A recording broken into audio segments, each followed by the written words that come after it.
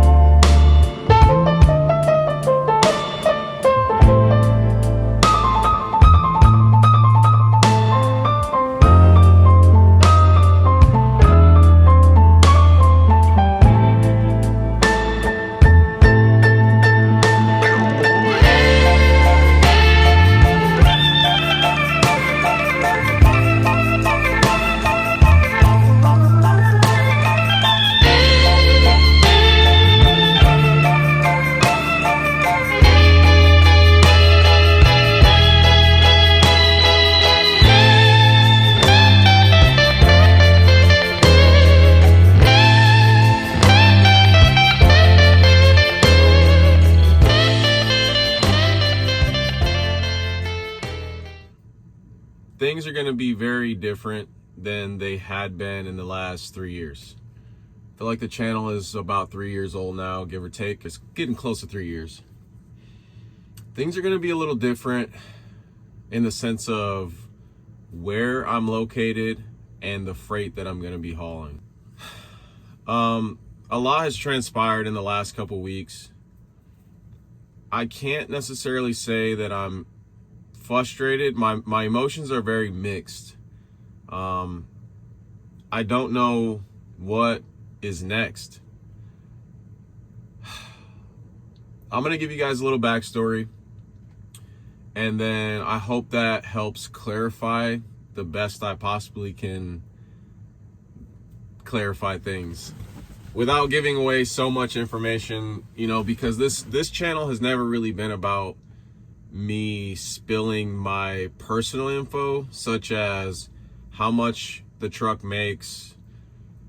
When it gets to like the business side of things, I don't speak on that stuff because I feel like it's irrelevant.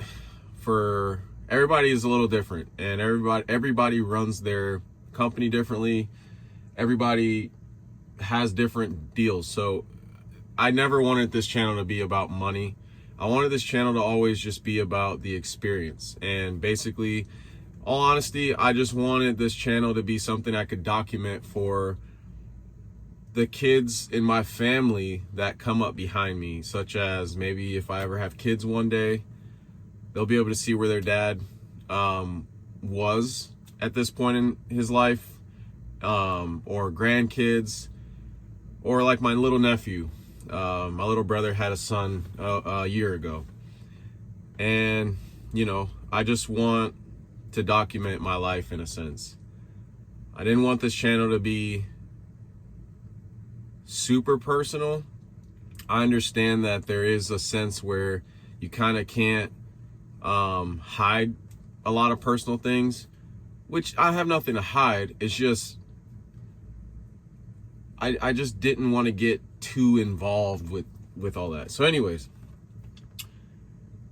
man, if you guys can just bear with me and just listen and hear me out, that would be great.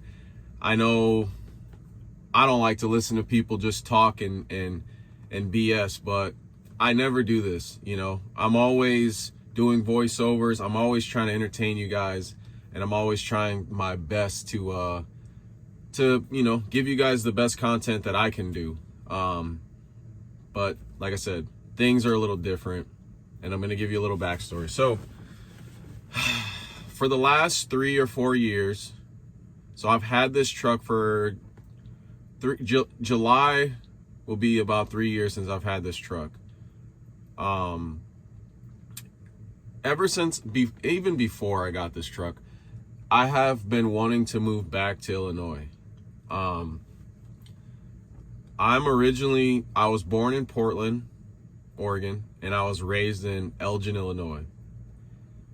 It's like 35-ish minutes outside of Chicago.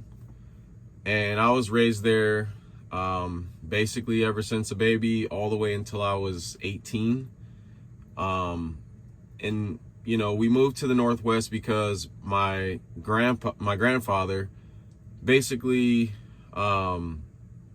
he wanted to give my mom he knew that my mom kind of struggled with us for years, financially and things like that. I mean, my mom always kept the lights on. She always worked a full-time job. My mom, did the best she could financially for us. My dad was in the picture, but I don't really want to dive deep into that situation. But basically, how we got to Washington was my grandfather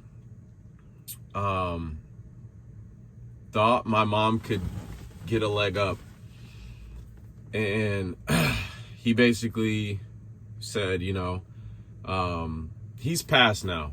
It's been a couple years since he's been gone. I want to say like 5.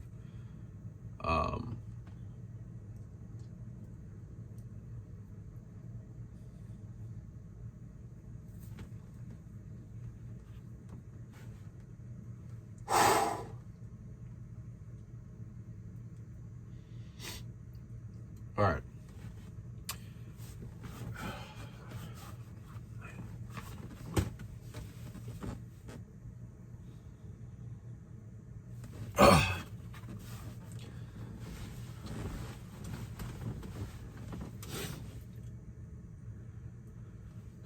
I feel like man, I can't even talk.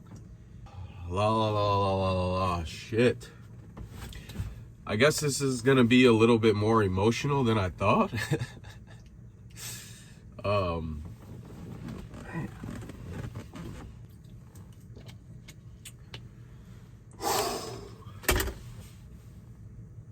All right, guys, I'm gonna try my best to get through this.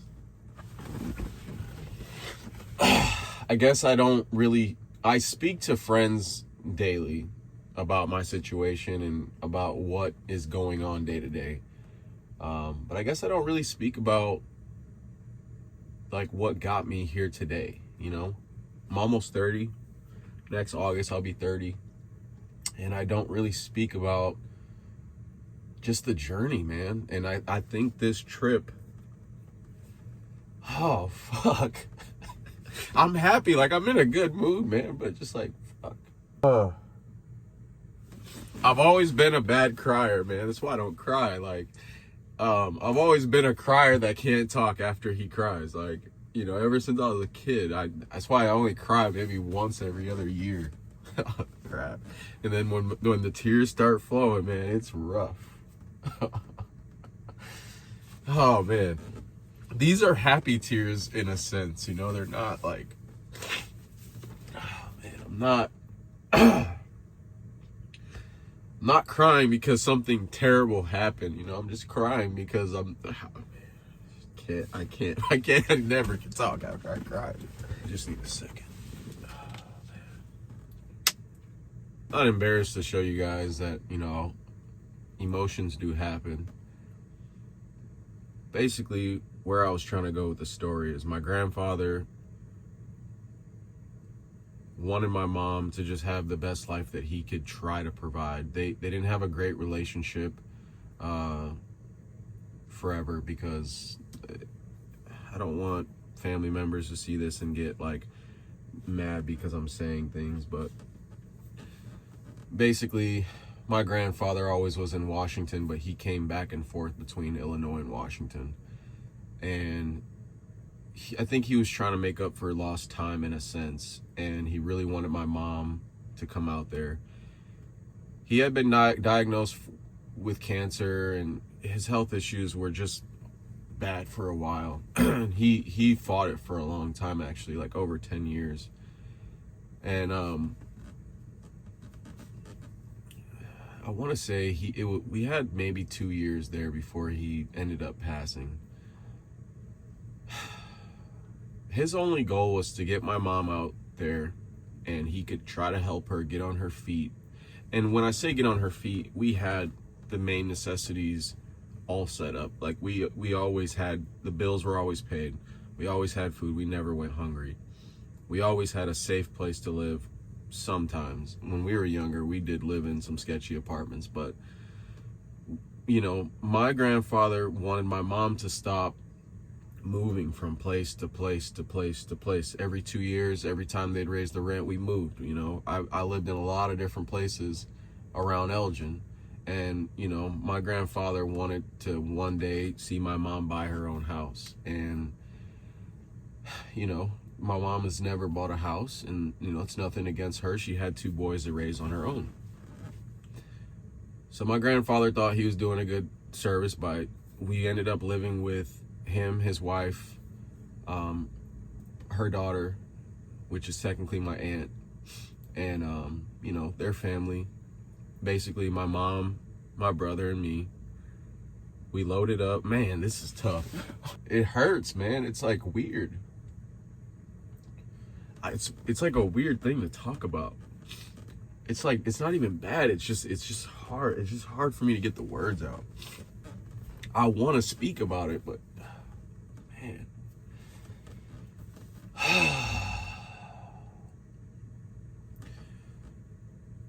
I think when I look back on what happened, and how we got to Washington.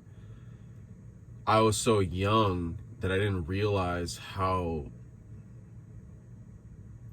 realize what was next, in a sense. I didn't realize that I was moving so far away from family, so far away from things I never knew, that, I guess I just didn't realize it, man. Just didn't realize it. Me, my mom, my little brother, Mush, my dog. We had another dog, Teeny, and my brother's cat. We loaded up everything that we owned, and I mean everything. I threw away so much. I had just started getting into cars. I junked my first car. I ended up pulling the motor. I knew nothing. I ended up, man, it's crazy. Like, I had my first Hyundai then, and, it's rusty, and it's just a Hyundai. So I was like, no one's going to buy it. I'm moving short notice.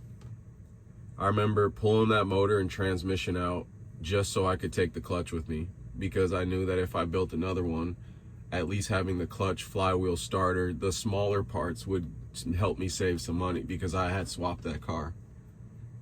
And so I put the motor and the trans in the trunk of that car and junked it. I took the motor mounts, just, as much as I could fit with us. And everything that we owned, everything, we fit it in a Volkswagen Jetta. I'm pretty sure it was a Jetta. It was a 4-door, sedan. And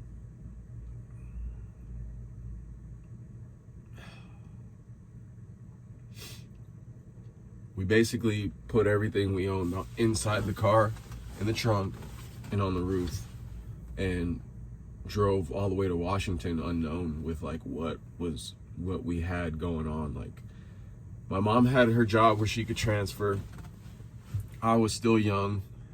I was trying to finish high school. I didn't finish high school, by the way, if you guys are wondering. Didn't finish high school. Don't have a GED. Don't have a diploma. Don't have anything.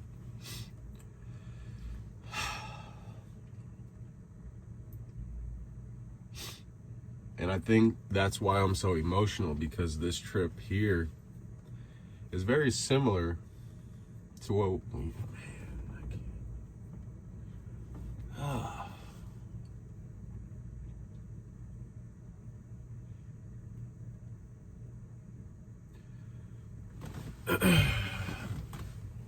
this trip here is very similar to what I went through, back when we originally moved to Washington. The only thing that's different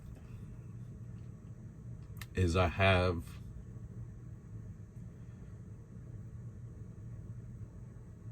a respectable career to bring back to the Midwest.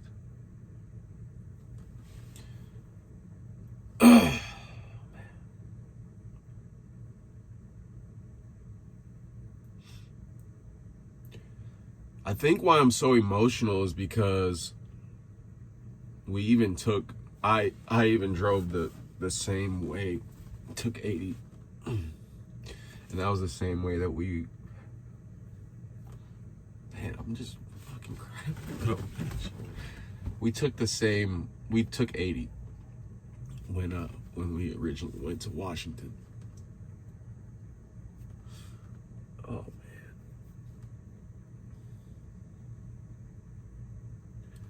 I want to speak about this so I can get this off my chest as well.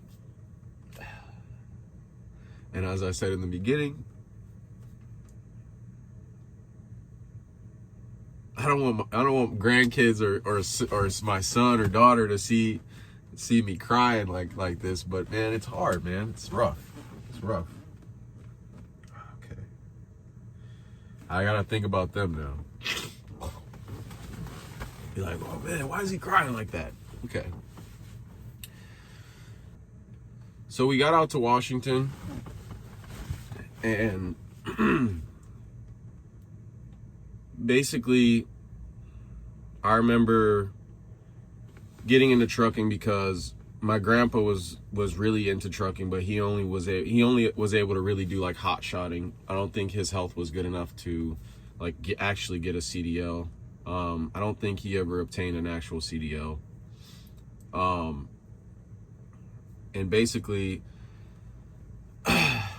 after we moved, I stayed there for about 1.5 to 2 years, and then it was such a culture shock for me. I moved back to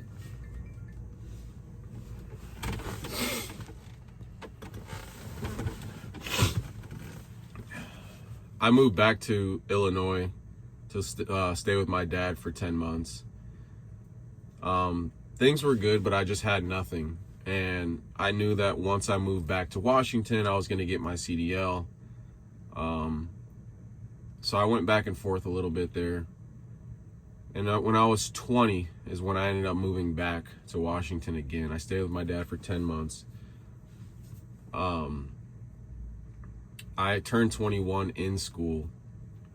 And again, unknown.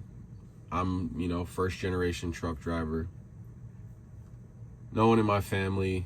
I have a cousin that truck drove for a while, but no one really close to me at all. I always was interested in trucking just because of, cars and trucks kind of relate. We had a neighbor close to my dad. He owned a couple trucks, and I would see his trucks and a bunch of dump trucks go by, and every day, and I was just super fascinated by. I thought it was just cool watching these dudes go back and forth all day. I'm like, man, these guys actually make money doing something so cool. Like, that's all I ever wanted to do. I haven't had a chance to do any dump truck stuff, but maybe in the future I will. So I got into trucking at 21, and we don't have to go down that long path, but basically what has transpired in this last couple weeks, basically, it hasn't even been very long. We got a safety meeting, and like I told you guys in the beginning of the video, I've wanted to move back home for probably 4 years now. A lot of the reasons why I didn't move back home, I was in a relationship, and she wasn't necessarily on board with moving back with me. And so I kind of put my feelings to the side to stay in Washington because I didn't want her to separate from her family and kind of go through the same things that I was going through. So I kind of put all that stuff to the side for a while, and then when I got this truck is when I was really considering getting my own authority and going on my own and trying to make things work. I attempted a couple times, but I just felt like the writing was on the wall. No one in the area, I didn't see anybody that went from like 1 truck to 5 trucks, 5 trucks to 10 trucks. Like, no one was scaling. I rarely even saw owner operators that were 1 truck doing very good on their own. So I felt like, why would I leave something so consistent, such as my steel run, to go try to run my own authority with the unknown when I'm already doing fine? We make, we made what I felt like we should have made. The money was good and consistent, and that's all you could hope for in trucking. So there were plenty of times where I got very complacent and just felt like, man, I'm not going up the ladder. I have nothing more than what I have now. Like, I need to get out of here.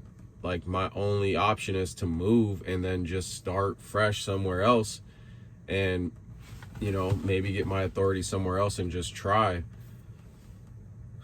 But with the freight being so consistent, and, it had been better than it had ever been these last 2 years. I was working 5 days a week on average all the time. And when I first started, it was like 3 days a week. It was very here and there.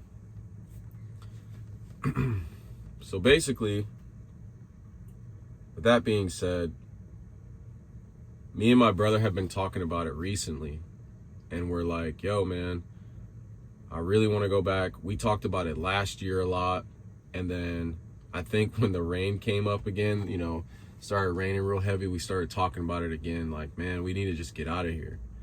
And we need to get out of here now, sooner than later. I kept telling him that.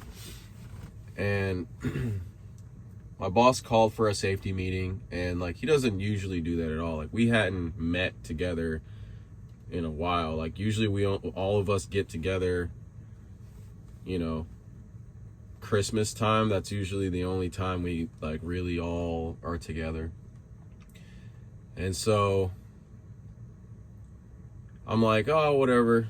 Safety meeting is probably going to be about something we did wrong, or maybe it's just going to be about, just so we're on the same page about something. Like, I don't know. Things have been the same forever, so I didn't know why we were having a safety meeting.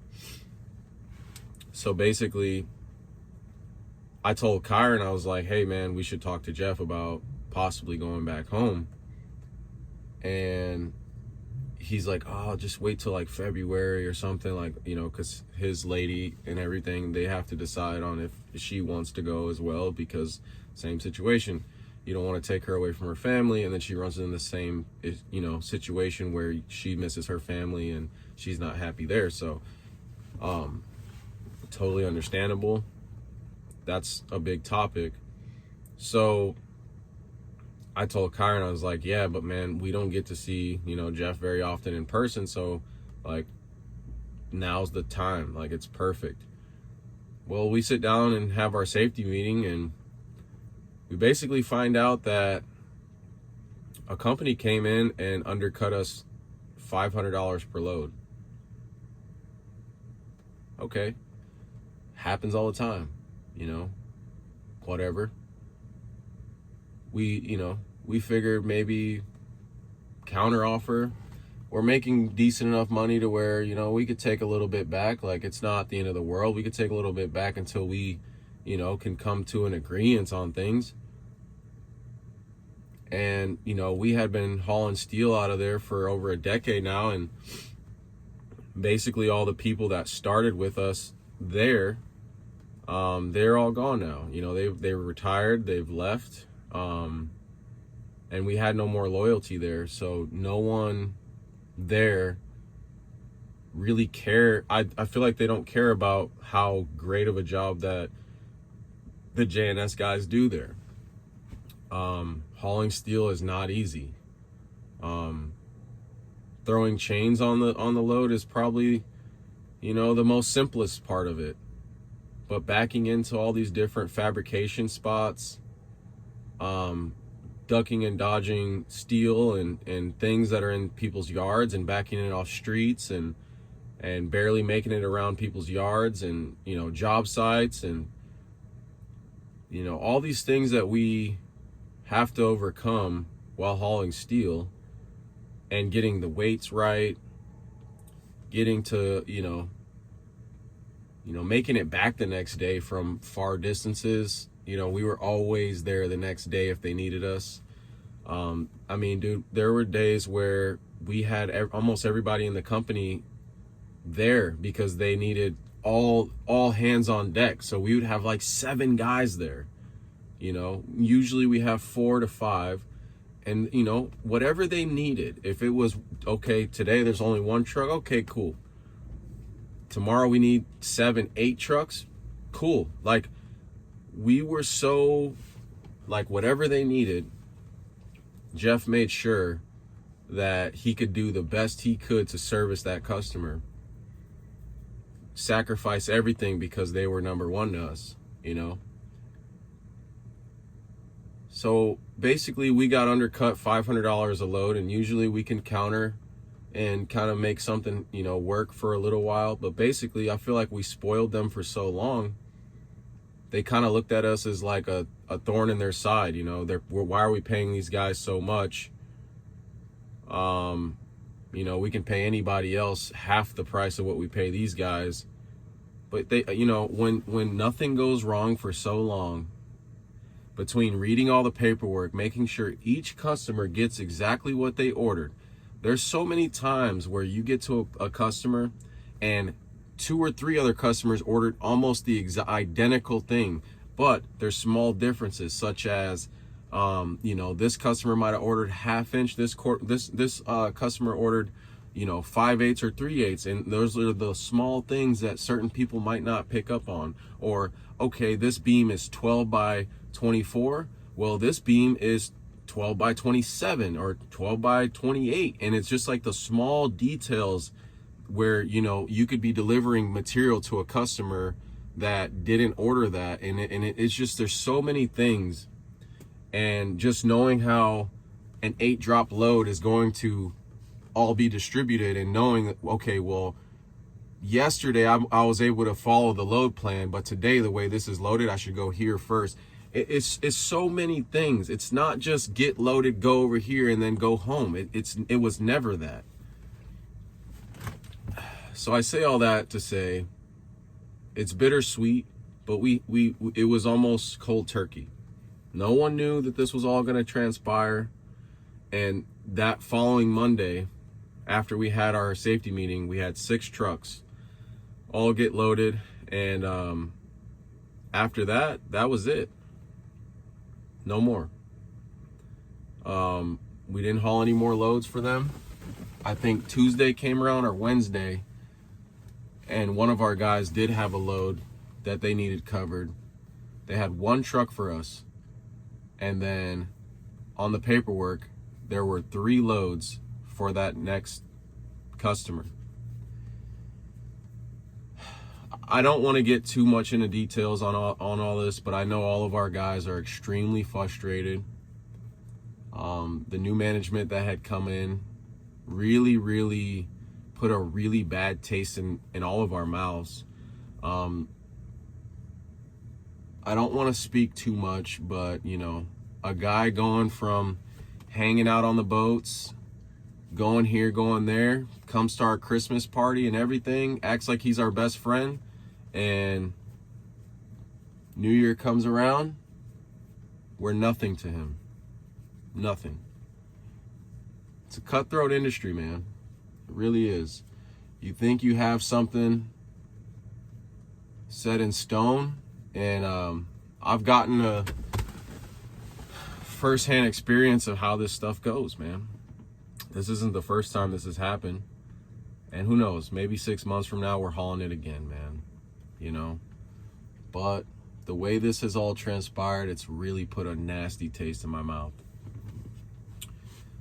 So with getting that news after the meeting, I didn't even talk to my brother about if I should speak to Jeff or not about us moving, but it was just second nature to speak to him about it. I said, hey man, me and my brother have been wanting to go back home for 3 or 4 years.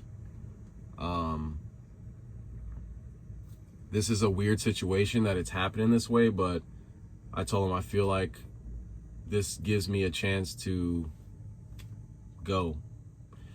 And I was open to doing it multiple different ways. I was open to get my own authority, get my own numbers, and come out here and start from scratch. But basically, man, Jeff has always had my back, and we've always been really, we've been good friends more than, him being boss and things like that. And man, this guy has literally changed the history of my family in a sense. I can't speak any higher of Jeff. I mean, we've had any place you're gonna work or someone you're gonna work for, it's not gonna always be peachy. We have had disagreements or back and forth, but it's never been disrespectful at all. But this guy has literally done numbers for me and my brother's family and for our future. Basically, he's given me the chance to stay under JNS and try to make something of myself here in the Midwest. So that's where I'm at right now. We lost our account. He gave us the option to trust in him that he'll find something else for us to do. But I felt like it was the perfect time for me to not sit around, to not wait, to go now. So as you can see, that container there, it's all my clothes that I think I may need for as long as I'm gonna be here. I don't know how long I'm gonna be here.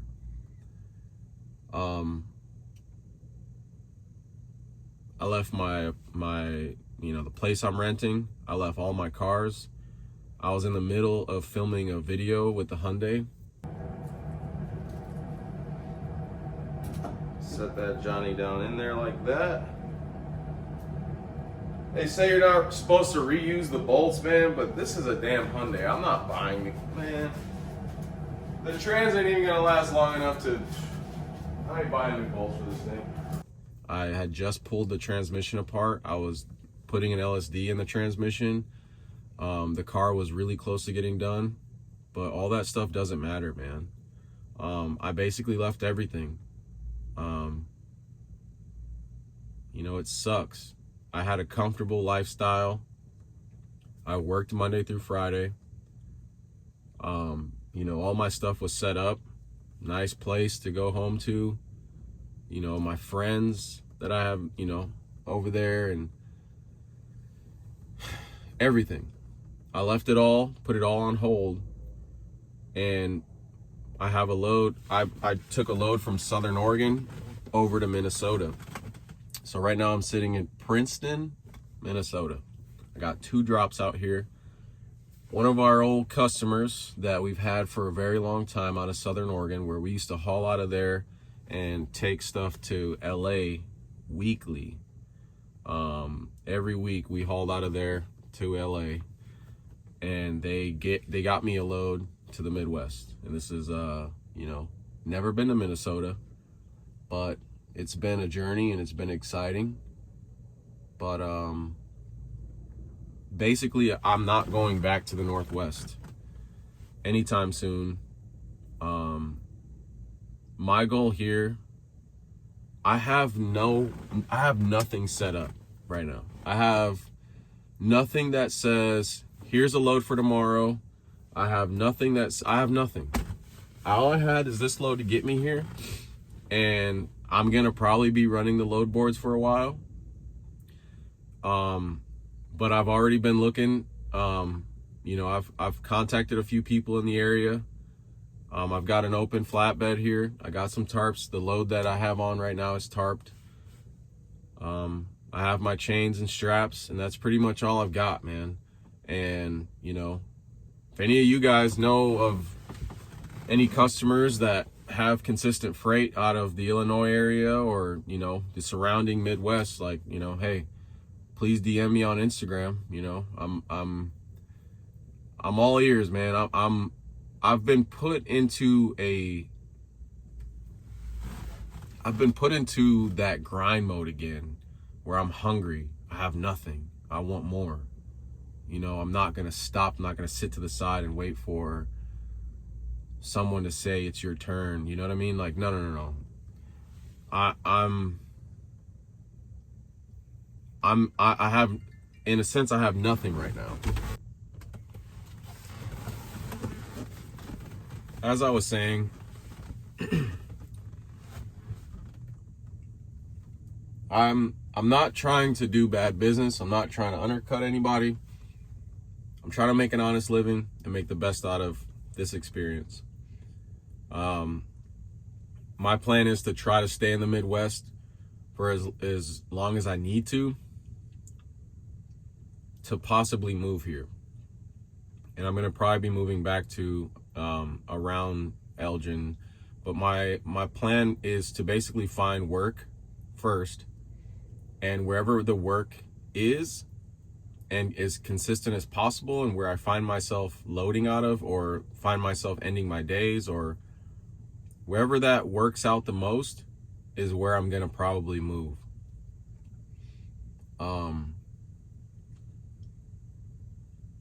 So as of right now, I'm gonna stay with my dad, and I've already been finding stuff on the load board that, like, you know, coming out of Michigan, and you know, I found a load out of here to Milwaukee. You know, I've been finding stuff out of Milwaukee to Illinois and Iowa, and I've been finding stuff around the Midwest. And I'm okay with being in my truck a couple nights a week, but I want to find something that's consistent. And if I have to stay out in the truck, you know, a night a week or a couple nights a week, that's totally fine. I'm not going to be out in the truck for weeks on end. I just don't see the point in that. I feel like there's enough freight, small drops back and forth, to where you don't have to put that many miles down to make a decent living. So with that being said, I hope that clarifies where you guys, you know, for you guys, where I'm at today. Things are just weird, man, and they're kind of emotional. The trip coming out here was really, you know, emotional for me in a sense, because I'm coming back to the unknown, you know. But I have a lot, I think, going for myself still. It could always be worse, man. It could always be way worse. And I'm not upset. I'm in good spirits. I'm very, you know, thankful that Jeff has even given me a chance to basically keep things the same. The only thing that changes is my address.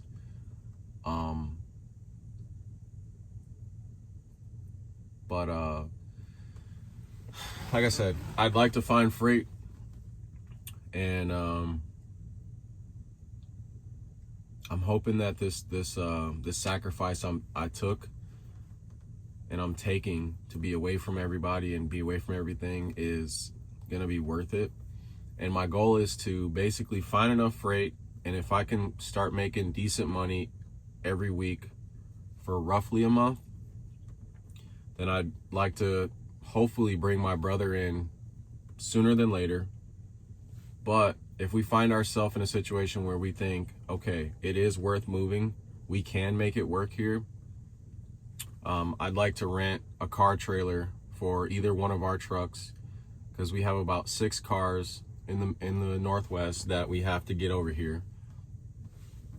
I'm probably going to ship my Lexus here soon.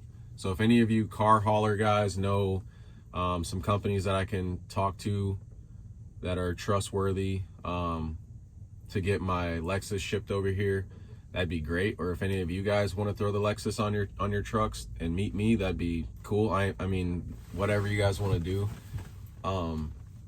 But I have to have a daily driver, and it'd be nice to get the Lexus over here as soon as possible.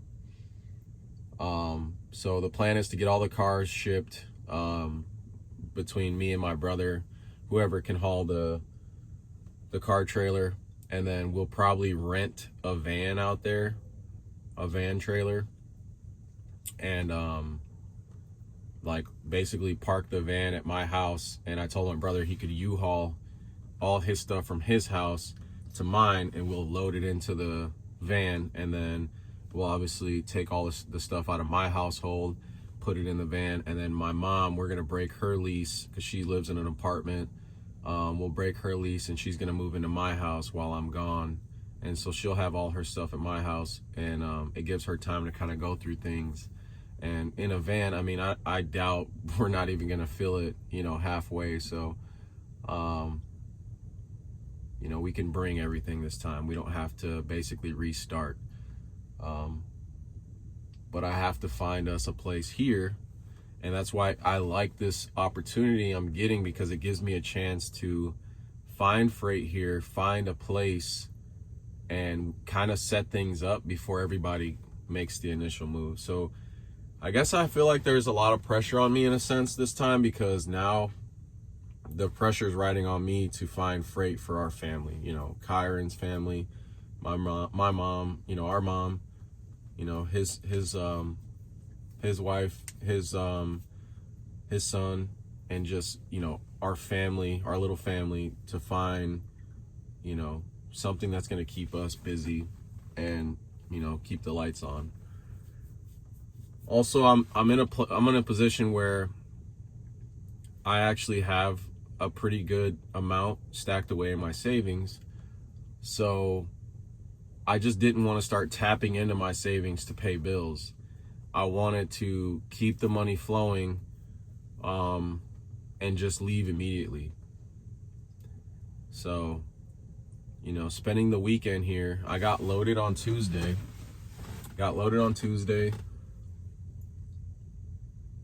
Didn't truck until Wednesday, thank God, because that trip Wednesday was so bad. Getting out of Southern Oregon, Klamath Falls, and dropping down into Winnemucca. I never want to do that again. I took 140 across, and I came up on a sign that said 65-foot length restriction, and I'm 72 bumper to bumper with a 48 flatbed, and man, it was treacherous as hell. Going up windy S-curve roads like this that go straight up a mountain, and I'm literally in fourth gear, like half throttle, fourth gear, like barely, you know, getting this thing up there and taking the middle of the road, hoping nobody comes down. But I will say, on 140, it took me like 4 hours to get through 140, and being on 140 for that long, I seen like 4 or 5 semis, and they were farm trucks. I didn't even see like over the road trucks at all. It's crazy. There are barely any cars out there. So I figured with the length restriction, there not being very many people out there, if I ran into a situation, like, I'll be okay. But I Google mapped everything, and I was looking at all the tight curves, and there were no like hairpin, like U-shaped curves. So I figured I'd be fine. They were all like S curves. So that length restriction was mainly because when you have a 48 trailer, or like a truck and trailer as long as mine, you're not able to keep that trailer in your lane all the way. So there were definitely spots where I was taking up most of the road to get around. So then that's where it's unsafe, and that's why they have that 65-foot length restriction. But I did it as safe as possible. The one tight corner where I couldn't see around it, I blew my horn and I went extremely slow, and I was like making sure that, you know, if someone was to come, I wasn't going to continue going. I was going to, you know, stop or do the best I can. But, you know, in those situations, man, that Wednesday was just, it was rough. And then Thursday, going through Nevada, getting into Wyoming was a little weird. Wyoming to Nebraska. I stopped in Wyoming, stopped in Wells, and I stopped in somewhere else in Wyoming. But then when I got out of Utah, pulling out of Utah was like pretty wild. It's beautiful out there, but like this time of year with the wind and the, you know, the dude, I was not stoked on that. So pulling out of Utah, and I made it all the way through Nebraska. So I started my day in like the edge of Wyoming, Utah, made it through Nebraska, right? Yeah, I didn't stop in Nebraska. I didn't stay in Nebraska. I stayed like in the border of Iowa somewhere. And then from Iowa, I was only from Iowa. Yeah, when I woke up in Iowa. Yeah, so from Iowa to where I'm at, it was like 6 hours, give or take. So, anyways, I don't want to bore you guys anymore. Thank you guys for listening. Thank you guys for supporting. But you guys know now where I've been, man. And I'm trying to do the best I can for my family. And I'm out here trying to grind hard while I'm young, man. And take these sacrifices while I'm young. Because, you know, there's too many examples of once you get older, you know, I don't want to truck until the day I die, man. I want to grind hard now, and hopefully I'll have something to show for it when I'm a little older, little up there in age. So anyways, guys, nothing is ever set in stone. I'm always uncomfortable when I'm complacent. When things are comfortable, it makes me uncomfortable. And I guess it's for a reason, man. But we're gonna make it through, and I'm excited to show you guys what we have in store next, man. So, as always, thank you guys for watching. Please consider subscribing, and please like that video. See you guys on the next one.